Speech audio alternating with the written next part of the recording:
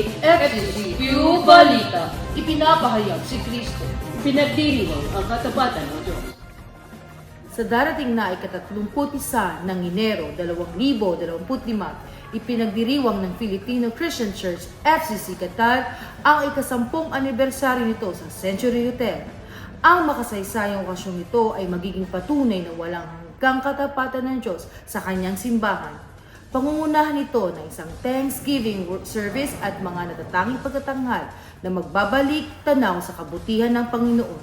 Sa kabila ng mga hamon ng makalipas na dekada, patuloy na pag-iisahin ng Diyos ang komunidad sa pagkakaisa, pasasalamat at pananampalataya.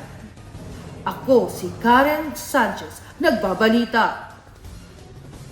Siyam na membro ng FCC Qatar ang sumali sa FCC Abu Dhabi Theology Class, patunay ng katapatan ng Diyos sa paggabay sa kanyang mga anak.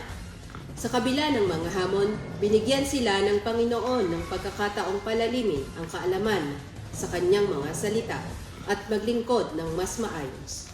Ang hakbang na ito ay sumasailalim sa biyaya at katapatan ng Diyos sa bawat naghahangad ng mas malapit na relasyon sa Kanya. Ako, si Corina Davila, nagbabalita.